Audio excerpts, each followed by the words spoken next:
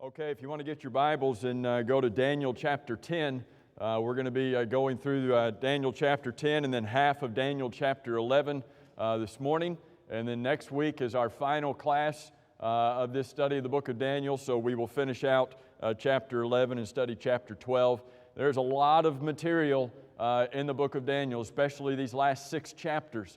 There's just a wealth of information where Daniel is receiving a series of visions. They're not back to back to back chronologically as day after day, but they are separated by multiple years sometimes. But these are visions that the Lord had given to Daniel about events that were going to happen many years down in the future. And that's the key to. There may be some things some details we don't fully grasp and understand as to what they are. But Daniel was given understanding of them. The people would understand them as they transpired. But the thing here is to think about these are events that were going to happen centuries down the road. And what we're going to look at this morning are things that would happen 200, 300, 360 years down the future. And because of that, and because of what we're going to see, especially in chapter 11, again, we're going to look at half of it today, the rest of it next week. But the detail in chapter 11 is one of the reasons that skeptics have come to the book of Daniel and say, oh, well, no, there wasn't some guy named Daniel in Babylon who wrote this in the 6th century BC. There's no way he could have known this. And so they want to make it out to be some historian who wrote this in the 2nd century BC or in the 1st century BC, around 150 BC or something like that. They want to make it out to just be some guy who's actually recording historical events rather than some man prophesying these events hundreds of years before they happen because of the specificity that we're going to see when we get into chapter 11. They just say that's not possible. Well, guess what? It is possible. And because God inspired Daniel to write these things, we have them in our Bible and we can have confidence that these things were told to Daniel hundreds of years before they happened, and that ought to give us comfort. That ought to give us confidence as we study God's Word to know that God knew all of these details before they ever happened. So we get to chapter 11, and really chapter 10, 11, and 12. These 3 chapters are really one unit. We've looked at each of these other chapters almost as their own unit because that's the way the prophecies worked. But this last chapter, these last 3 chapters are really one unit as he prophesies about events that would take place during the Persian and the Greek empires. And again, that's really been the focus a lot of what the book of Daniel has been about. It's about those 4 world empires: Babylon, Medo-Persian, Greek, and then the Roman Empire. And he's going to dip into the Roman Empire a little bit in these closing chapters. But get to Daniel chapter 10. And he gives a time marker for this particular event, and he says it's in the 3rd year of Cyrus, king of Persia. And so Daniel is no longer a captive of Babylon because the Persians, the Medo-Persian empires, come along and conquered Babylon. And so now it's the 3rd year of Cyrus. The 70 years of Babylonian captivity have passed. Now Cyrus is the ruler. He is now the most powerful man in the world as the king of Persia. It's in his 3rd year of his reign. You may remember that the book of Ezra begins with the 1st year. When you begin the very first verse of the book of Ezra, you read the 1st year of King Cyrus. And that's when Cyrus issued his decree to allow the Jews to go back to Jerusalem, to go back to their homeland. And Daniel did not go back to Jerusalem. He did not go back to his homeland. We don't know why. Perhaps because of his age. He's in his mid-80s. Perhaps he didn't want to make that trek to go back to Jerusalem. Perhaps there was more work for him to do. Perhaps the Lord had more work for him to do here, even in Persia. But here's a man, Daniel, in his mid-80s, and he receives a message revealed to him in chapter 10 and verse 1. And revealed to Daniel, whose name was called Belteshazzar. Think about that. He got that name more than 70 years before this point when he was brought to Babylon, and he's still referred to in that regard. And it says the message was true. That's a key term here. You're going to see that same word at the end of this chapter, in the first part of chapter 11. The message was true. New King James may not have the best translation here after that. It probably is better to say the message was true and one of great conflict. The vision that Daniel receives here in these last 3 chapters is one of great conflict. He's going to see a conflict between Persia and Greek, the Grecian Empire. He's going to see a conflict between the Seleucids and the Ptolemies, who are a part of the Grecian Empire. He's going to see a conflict between Antiochus IV, one of the Grecian rulers, and the Jews. And so this is a great period of conflict that he is going to see. And the end of verse 1 says that Daniel understood the message and he had understanding of the vision.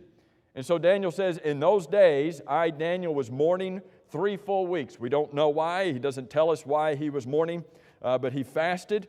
He ate no pleasant food, no meat or wine came into his mouth, probably had water and vegetables, but no other food otherwise. I did not anoint myself at all till 3 whole weeks were fulfilled. It's interesting. This is the next verse tells us it's the first month of the year on the Jewish calendar, which was a month of feasting, but Daniel is not feasting. There's something going on. Again, we don't know what's happening. It could be that he had received news about events back in Jerusalem and how the rebuilding efforts were being thwarted, and efforts are being made, especially in Ezra chapter 4, to keep that from happening. Maybe that's the reason, but we don't know why he's going through this for 3 weeks. Get to verse 4, and he says, now on the 24th day of the first month of the Jewish calendar. This would be after Passover. This is about 3 days after the Feast of Unleavened Bread. As I was by the side of the great river, not Euphrates, that's usually the great river, but here he identifies it as the Tigris River. He says, I lifted up my eyes and looked, and behold, a certain man. Think about this certain man, clothed in linen, which was an expensive fabric back then, worn by the priests, worn by kings, worn by high officials, whose waist was girded with gold from Uphaz. His body was like beryl, his face like the appearance of lightning, his eyes like torches of fire, his arms and feet like burnished bronze in color, and the sound of his words like the voice of a multitude. Who in the world is this? This is not some ordinary person. You think about his appearance. You think about how he's being described here. You think about what he's wearing. You think about his words being those authoritative words. This is either some kind of a high-ranking angel, or some have indicated that, and there's some good evidence for this, some have indicated that this may be Christ in an Old Testament appearance.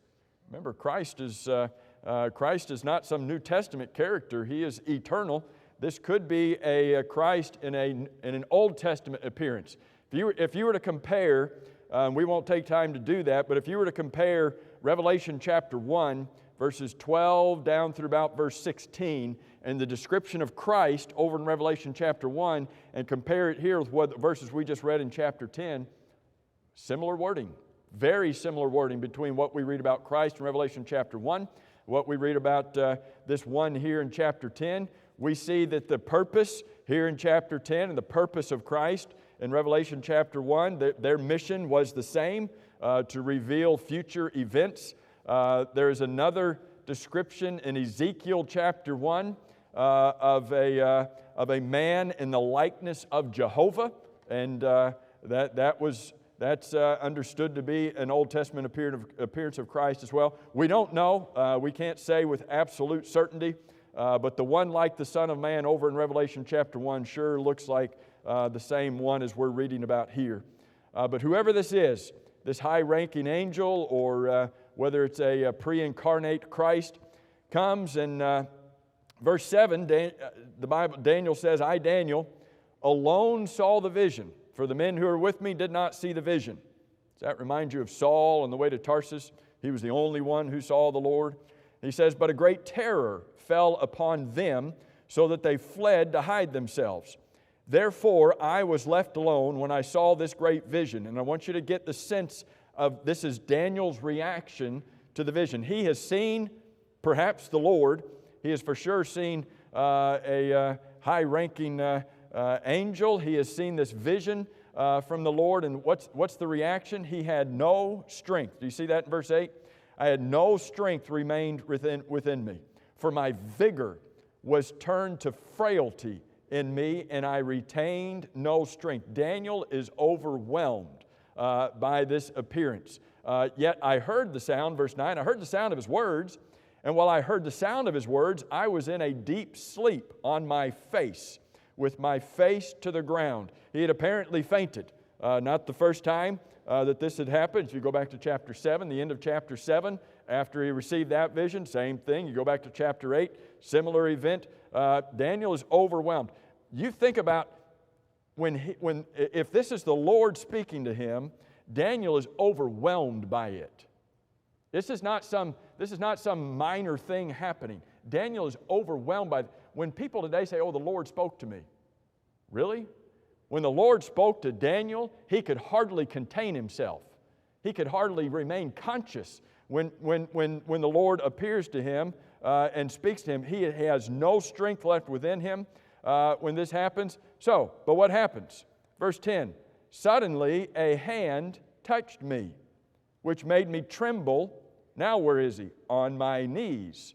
He's no longer passed out. He's no longer on the ground with his face to the ground. Now he is strengthened a bit. Now he's up on his knees. And he said to me in verse 11, "O Daniel, man greatly beloved." Might remember back in chapter 8, similar statement. Who is he greatly beloved by? God. "O Daniel, man greatly beloved, understand." Key word here.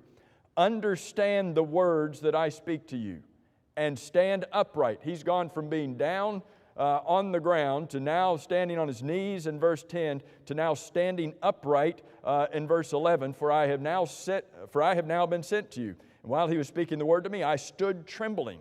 He's still trembling, but he's gone from the ground now to a standing position. Then he said to me in verse 12, "Do not fear, Daniel, from the first day that you set..." I want you to think about this. From the first day that you set your heart to understand and to humble yourself before God, your words were heard. Daniel, God heard you. When you humbled yourself before Him and you desired to understand, key term, when you desired to understand the will of God, God heard your words. And I have come, why? Because of your words. This is an answer to Daniel's prayer. And again, we've seen that before, that the Lord answers his prayer and answering it here in person. Here's an interesting verse in verse 13. But the prince of the kingdom of Persia withstood me 21 days. It's interesting. That's exactly how long Daniel had been fasting, but it doesn't tell us that there's any connection there. The prince of the kingdom of Persia. This is not the king of Persia, because the king is mentioned at the end of the verse. The word prince has been used earlier in this book to not actually talk about a human being, but to talk about a spiritual being, and that may be the case here. The prince of the kingdom of Persia in verse 13 could be could be one of the. Remember what Ephesians chapter 6 talked about, the spiritual host of wickedness. That may be one of those individuals here. This may be an evil host of wickedness, a worker of the devil who withstood me 21 days. And behold, Michael, you ever heard of Michael? Not the Pittman's son-in-law, but the archangel that is described in Jude 9. This is the only place you're going to read about him in Daniel, or read about him in Jude. And so here's Michael the archangel, one of the chief princes, came to help me. Notice the word princes there used in a spiritual, celestial sense. And that's probably how the prince of the kingdom of Persia is being used. But Michael is on the Lord's side, and the prince of the kingdom of Persia was not. And so Michael came to help me, for I have been left alone there with the kings of Persia. We don't know everything that's involved in verse 13. We know that Persia was being used by the Lord. When we read about Cyrus here in this chapter, Isaiah called Cyrus at the end of Isaiah chapter 44, beginning of Isaiah chapter 45, God calls Cyrus my servant. And so God is using Persia for a very specific purpose. Persia has conquered Babylon, and now Persia is in place to allow God's people to go back home. And so there's some spiritual warfare in verse 13. We don't know everything about it, but there's some spiritual warfare that's going on here. And so verse 14, this one says, "Now I have come to you, Daniel, to make you understand." Third time we've seen that term. "I've come to make you understand what will happen to your people in the latter days. For the vision refers to many days yet to come." When you're reading in the Old Testament and you come across that expression, latter days, oftentimes that's used to talk about the Messianic age. Think about Isaiah chapter 2. In Isaiah chapter 2, Isaiah talked about the kingdom of God, the house of the Lord being established in the latter days. And that expression is used in Joel chapter 2. Talk about things happening in the latter days, and that was fulfilled in Acts chapter 2. Oftentimes it's used in the Messianic age. That does not mean that's limited here to the Messianic age, but don't read that to think about the end of the world. Daniel's not worried about the end of the world. Daniel's not worried about some events happening more than 2,500 years from his standpoint. We think of that being latter days, but that's not for Daniel. He has seen some vision here about the latter days of Judaism, or perhaps just some days coming in the lives of the Jews, especially during that intertestamental period, and that's really the focus of this particular vision. Verse 15, "When he had spoken such words to me, I turned my face toward the ground and became speechless." Daniel is overwhelmed again. "And suddenly, one having the likeness of the sons of men touched my lips." Remember what happened in verse 10? Daniel was overwhelmed, and what happened in verse 10? A hand touched me. He's overwhelmed again. What happens in verse 16? So what this individual touched my lips. Reminiscent of Isaiah, and that where his lips were touched in Isaiah chapter 6, so he could speak. So Daniel says, "I opened my mouth and spoke, saying to him who stood before me, My Lord, because of the vision, my sorrows, my anguish has overwhelmed me." Think about this. Daniel has seen some vision and he's just overcome by it, and he says, "I retain no strength." Verse 17, "For how can this servant of my Lord talk with you, my Lord? I am physically and emotionally exhausted." Maybe intimidated by the appearance of this angel or the Lord, but he says at the end of verse 7, "As for me, no strength remains within me now, nor is any breath left in me." He's completely overwhelmed by these events. And so then, verse 18, the New King James says, then again, the one having the likeness of man touched me. Third time, verse 10, verse 16, verse 18. Touched me and strengthened me. There is a sense here in which Daniel is being built up in order and strengthened in order to handle this particular vision, to handle the revelation of this vision, to handle the communication of this vision. I want you to think, this isn't just Daniel watching a movie.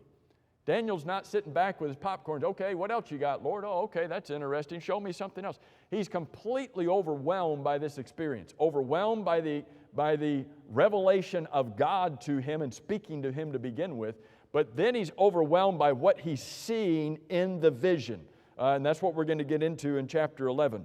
And so this man in verse 19 says to Daniel, "O man, greatly beloved." Same thing he said in verse 11. He is building Daniel up. "You are greatly beloved by the Lord, so fear not. Peace be to you. Be strong." Yes, be strong. Be courageous. "So when he spoke to me, I was strengthened." Think about that statement. When he spoke to me, I was strengthened. What strengthened him? The Word of God. Just the words of God. Whenever we feel overwhelmed or weak, what can strengthen us? We're going to talk about that in the sermon this morning, but what can strengthen us? Do we have to have some miracle? The Word of God. When he spoke to me, I was strengthened and said, "Let's do it.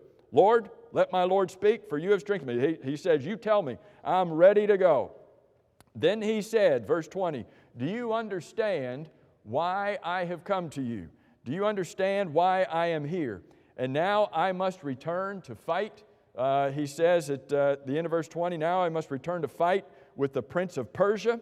And when I have gone forth, indeed the prince of Greece will come. Two nations mentioned here. This individual, maybe it's the Lord, maybe it's Christ, or just a high-ranking angel. I must return to fight with the prince of Persia. A spiritual warfare, that prince of Persia mentioned back up earlier in verse 13. I've got to go back, he says, and deal with this prince of Persia. But when I've gone forth, then there's going to be the prince of Greece that's going to come. Two different nations mentioned here, but I will tell you what is noted in, the New King James says, in the scripture of truth. Maybe a better translation is just talking about the book of truth or the writing of truth. So this individual says to Daniel, I'm going to tell you what's spoken of in the book of truth. What is that? What is the writing of truth? It's as if the Lord or whoever this is saying to Daniel, let me tell you what history is going to happen. Of course, for Daniel, it's not history. It's still in the future. It's as if God has a book, as it were, that has everything in it that ever has, that ever has or will happen. And so that's what's being referred to here in 21. Let me just tell you what's in the book.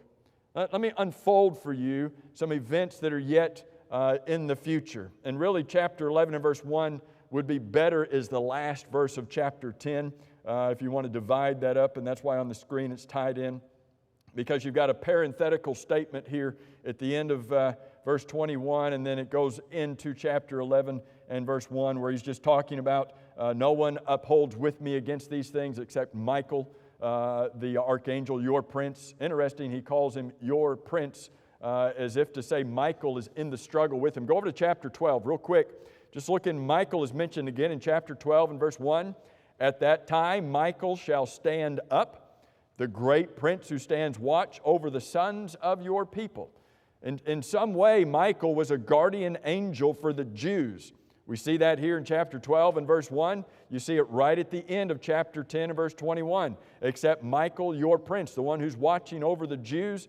Also, the first verse, chapter 11 and verse 1, in the first year of Darius, who preceded Cyrus, I stood up to confirm and to strengthen Michael. So I was there to support and protect Michael on one occasion, and so they are working together to protect the Jews and to further their cause and to help them to get back into their homeland and to be restored in Jerusalem. That's a very quick and look at chapter 10 because I want us to, chapter 11 is really detailed. And I'm going to try to put some things on the screen to help you in chapter 11. But this chapter is just about understanding the vision that Daniel receives from the Lord. And I want you to understand as you read through chapter 11, the thing for me is I keep forgetting. When I read through chapter 11, it's like reading history. You read through chapter 11, and it is like reading a history book that says these things happened. And as I've read through chapter 11, I had to keep telling myself, he's not recording things after they happened. He's recording things 200, 300, 360 years before they happened. And it has amazed people in reading this chapter to see how much detail is here. How did God, well, let me rephrase that. How did Daniel get it so right? How did he know things were going to happen in the way that they were going to happen? Look in verse 2. And now I will tell you the truth. You remember the end of chapter 10 and verse 21? The word of truth, the book of truth. Remember back in chapter 10, the very beginning in verse 1, I'm going to tell you this message is true. He uses that word again in chapter 11 and verse 2. Now I will tell you the truth. What's this vision all about? Behold, 3 more kings will arise in Persia. Who's the king right now? Chapter 10 and verse 1. Who's the king of Persia right now in this vision? You've got Cyrus. 3 more kings will arise in Persia. All right, 1, 2, 3. Daniel could count that. And then the 4th one, the 4th king that's going to come after those 3, He shall be far richer than them all. This is going down in time, probably about 50 years from where Daniel is. He's looking down about 50 years, and 4 kings down the Persian line. And this particular king, this 4th king, history usually will call him Xerxes the First. But when you read the book of Esther calls him by his throne name, Ahasuerus. So this 4th king, here in chapter 11 and verse 2, is the king that we read about in the book of Ezra. Ahasuerus, the king of Persia in Esther, is this 4th king. He's far richer than them all. By his strength, through his riches, he shall stir up all against the realm of Greece. And so here is a king who was wealthy, he was powerful, he was bent on conquering and expanding his kingdom, and even so much as to go up against Greece. That is the very short amount of space that's going to be devoted to the Persian Empire. Because he mentions Greece at the end of verse 2, so you get to verse 3, and he talks about a mighty king. Well, who's that? That's Alexander the Great. Then a mighty king shall arise, who shall rule with great dominion. Did Alexander the Great rule with great dominion? He came along and defeated the Persians in 3 years. Here's the major world empire, Persian Empire. He wipes them out in 3 years. He conquers the known world in 12 years. Is this the first time we've read about Alexander the Great in the book of Daniel? It's not the first time we've read about him. You remember back in chapter 8 when we read about the he-goat, the King James called him the he-goat, the male goat. Back in chapter 8, we were reading about Alexander the Great. And so this is not the first time we've read about him, but he will rule with great dominion. He will do according to his will. He is going to do whatever he wants in conquering the world.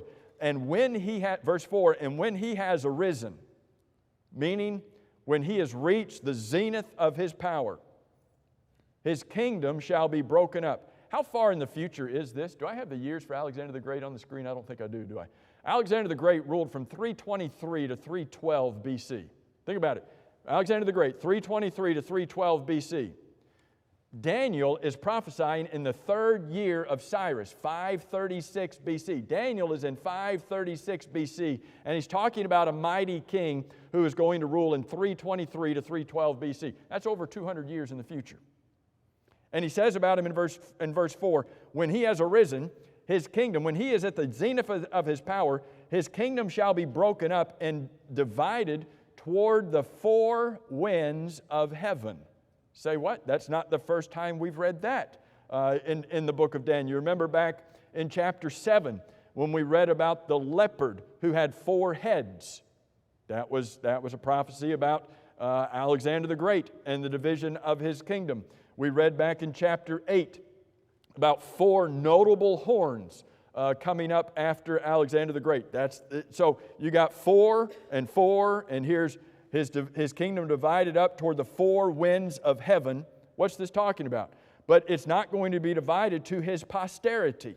His kingdom's not given to his descendants. He didn't have descendants to give his kingdom to, nor according to his dominion with which he ruled, for his kingdom shall be uprooted even for others besides these. What's that talking about? Who are these 4 winds? 4 winds, we've had these names listed before. The 4 winds of heaven here are talking about Alexander's 4 generals. Alexander dies in 312 BC at the age of 33 years of age. His kingdom is divided over a period of years, not immediately, but his kingdom is divided over a period of years to his 4 generals. Daniel saw that 200 years plus before it ever happened. And so the Grecian Empire is divided up among the 4 generals. Now, these we know these from history. We know these names from history. But these bottom 2, Seleucus and Ptolemy, are the 2 that now, from this point through the rest of this chapter, are going to be the focus. When you read about the king of the north and the king of the south, that's who we're talking about. Here's Seleucus. And you read about the Seleucids. they were in Syria and Mesopotamia. So if you have Palestine, Syria is north of it. And so when Daniel talks about the king of the north, he's talking about the Seleucids and those kings. But then below them, Ptolemy took Egypt. Alexander the Great's general Ptolemy, he took over Egypt. And so when you read in this chapter about the king of the south, you're reading about some king over Egypt. Now, why is Daniel only concerned about these two and not the other two? Because these are the two that have an impact on the Jews. Here's Syria, here's Egypt, here's God's people right in the middle. Guess what happens? There is war and war and war between the Seleucids and the Ptolemies, and the Jews are the prized possession right in the middle. They keep being right in the middle, and so they're conquered by the Seleucids, they're conquered by the Ptolemies, they're conquered by, and it went back and forth for hundreds of years. That's the groundwork that's being laid here in verse 4 to talk about what's happening in the division of Alexander's kingdom into his four generals. So keep that in mind. If you keep Ptolemies in the south, Seleucids in the north, the division of Alexander's kingdom, if you keep that in mind, it will help you as you read through chapter 11. Because what you have when you get to chapter 11, and what we're going to look at for the rest of this morning, is not just a war, but just an ongoing series of wars between the Seleucids in the north, remember, and the Ptolemies in the south. Remember, Daniel is seeing this more than 200 years before it ever happened. And he's identifying these individuals. Look in verse 5. And what I'm going to do is I'm going to try to keep up with this. I'm going to try to put on the screen who these individuals are. Because you read about the king of the south, king of the north, king of the south, king, but it's not the same king. He's viewing a history, at least from verse 5 down through verse 20, he is viewing a history from 323 down to 175 BC. So from verse 5 through verse 20 is a history from 323 to 175 BC. What's that, 150 years? Well, it's not the same king in 150 years, right? So you got king of the north, king of the south. It's different kings, but he's telling you what kingdom they are in. So verse 5, also the king of the south. Here's the first king of Egypt, the first king of the Ptolemies, and this particular individual was Ptolemy himself. Ptolemy the first Soter, he was one of Alexander's generals. And so he says, also the king of the south in Egypt shall become strong, as well as one of his princes. One of his princes shall gain power over him, the king of the south, and have dominion. His dominion shall be a great dominion. The prince that's being discussed here is Seleucus, who was actually, again, remember Seleucus? That's one of Alexander's generals. Well, Seleucus did not immediately get part of Alexander's kingdom. Look at the date here. Seleucus began as a prince. Seleucus began under the authority of Ptolemy down in Egypt and served there for about a decade. And then in 312 BC, he was given power over Babylon and Syria in the north. Remember, this is 200 years. How did Daniel know that one of the princes of the king of the south would become more powerful than the king of the south and he would take over the north? How did he know that? 200 years before it happened. And so this prince that's being discussed here in verse 5, that's Seleucus, the first king who would become the king of the north. Verse 6, and at the end of some years, so notice that some period of time has passed, and it's actually a period of time of about 60 years, but at the end of some years, they shall join forces. Who's they? King of the north, king of the south. After a period of time, they shall try to form an alliance. How are they going to do that? For the daughter of the king of the south. Well, this is not the same king of the south, verse 5, because he's dead. So this king of the south in verse 6 is Ptolemy II. Ptolemy's son is now the king of the south, and he sends his daughter to go to the king of the north to make an agreement. Was that common? Sure, that's common. If you want to have peace, if you want to establish a treaty, form an alliance, you take your daughter and send her to be the wife of another kingdom. And now you've got a common bond. You've got something holding you together. Well, his daughter is named, we know from history, that Ptolemy II's daughter's name is Berenice. And so she is sent to go and to make an agreement. By the way, we're going to read something similar in the opposite direction a little bit later on in the chapter. But, do you see the word but in verse 6? So he sends his daughter, Ptolemy in the south, sends his daughter to the north to form a treaty, to form an alliance with, but, something didn't happen right if you read the word but, right? But she shall not retain the power of her authority, and neither he nor his authority shall stand. What's going on here? The king of the south has sent his daughter to the king of the north. I guess I haven't put the king of the north up there yet, right? And the king of the north at this point, his name is Antiochus II. Problem is that Antiochus II is already married. And you may say, well, what's the big deal with that? They practiced polygamy back then. Well, you tell that to his wife, whose name was Laodice. You tell Laodice that it's okay for Berenice to come along and be his wife. You read history, and Laodice, Antiochus' wife, did not like this, and so read it. But she, Berenice, shall not retain the power of her authority, and neither shall he, Antiochus II, nor his authority shall stand, but she shall be betrayed. She shall be given up with those who brought her, and with him who begot her, and with him who strengthened her in those times. What's happening here? Berenice comes along and marries Antiochus, and eventually Antiochus II left Berenice and went back to Laodice, but it was too late by then. History tells us that Laodice poisoned Antiochus II, and then she went and killed Berenice and killed Berenice's son. That's why verse 6 says, but she, Berenice, shall not retain the power of her authority. She was killed. She was killed by Antiochus' wife, Laodice, who then, Antiochus' wife, Laodice, then set up her son to be the next king, and we'll read about him in just a second. Verse 7, but from a branch of her roots, who's the her? Berenice, Ptolemy's daughter who went up north to make the treaty, but from a branch of her roots, not a descendant, but a brother.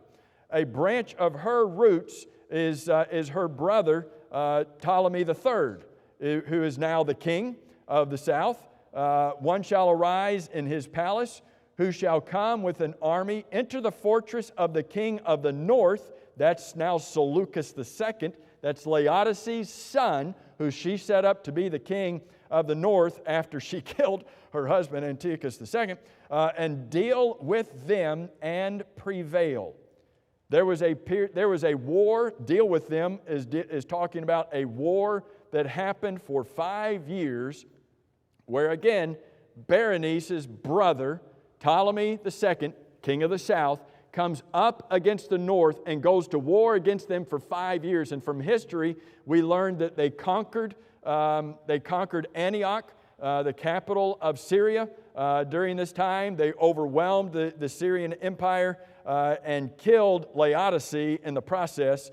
That's what's happening in verse 7 with this war that takes place. Verse 8, he, Ptolemy III, king of the south, he shall also carry their gods captive to Egypt. He goes up there and conquers, carries their gods, 2,500 idols, with their metal pieces and their precious articles of silver and gold. And he shall continue more years than the king of the north. He shall refrain from attacking. This is talking about some kind of a peace that ensued during this particular time, where he was no longer attacking him for a period of time. That lasted for about 10 years.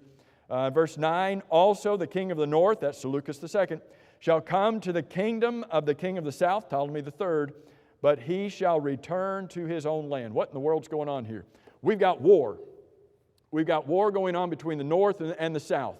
And now at this point, the south has come up and they have somewhat conquered the north. They've conquered Syria and Antioch, but now there's a period of peace that resides. In verse 9 it says, the king of the north tried to come down, and regain some of his territory, verse 9, but no, he couldn't do it, and so he went back home. Who's ruling right now? Really, the Ptolemies are ruling the Palestine and that area right now. Where are we? Verse 10 begins with a word of contrast, however.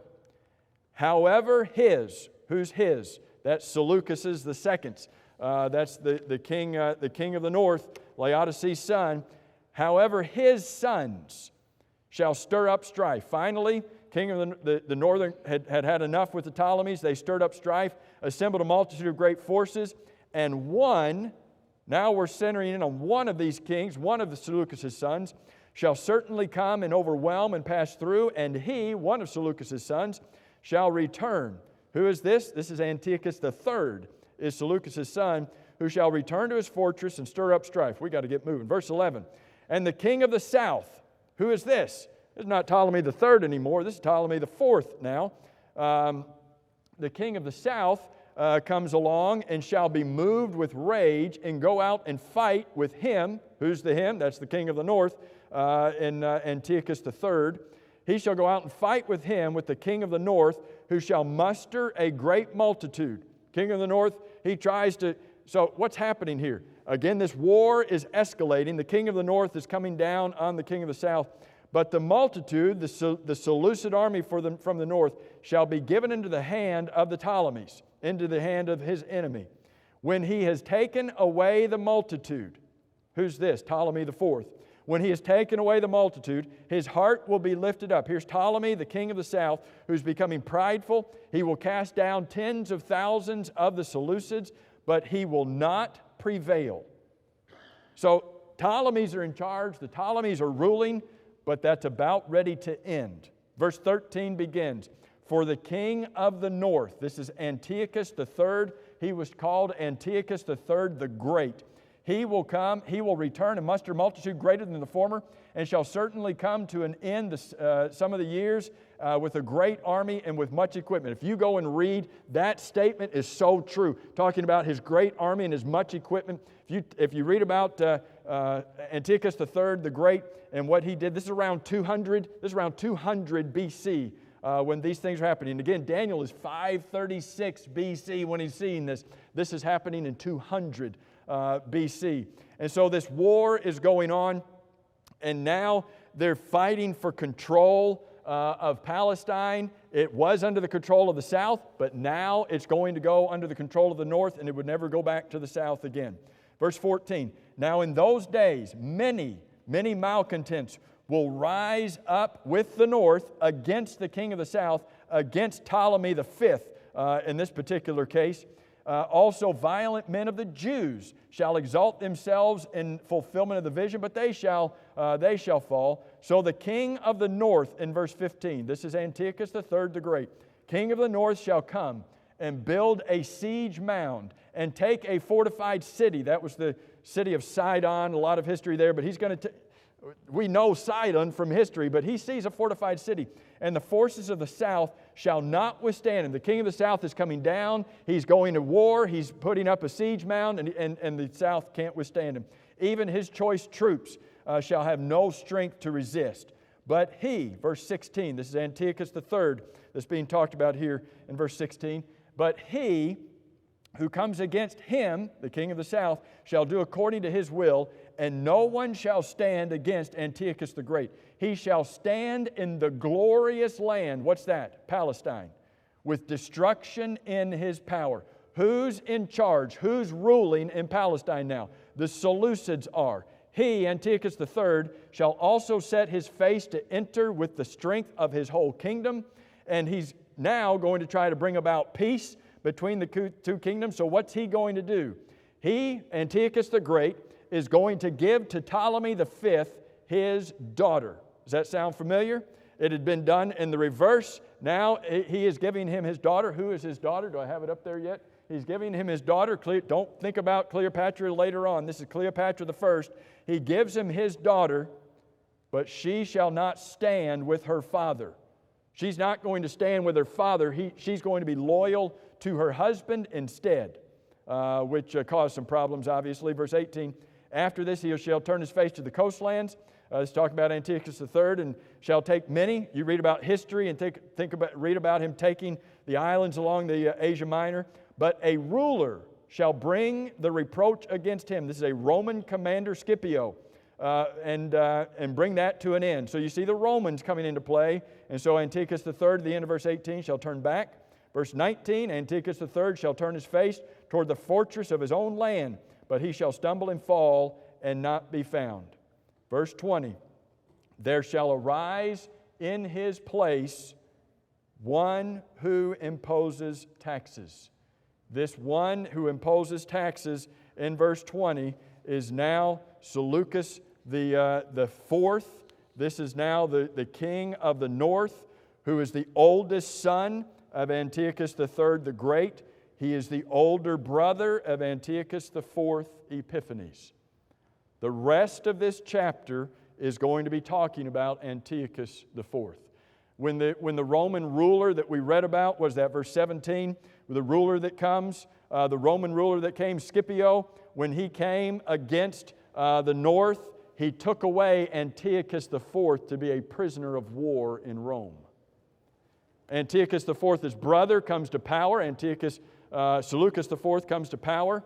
But what the first part of this chapter is doing is setting up the time for the rest of the chapter for Antiochus IV to come to power, because when Antiochus IV comes, he brings a persecution against the Jews that is horrendous. That's why the Maccabees revolted. That's why they finally stood up against him, because they could no longer take the persecution of Antiochus IV Epiphanes. What have we seen here? I know some of this might be a little confusing. What we've seen here is a detailed prophecy about events that would happen more than 300 years in the future to let God's people know that God was in charge. A lot of information, I know. Thank you all very much for your good attention this morning.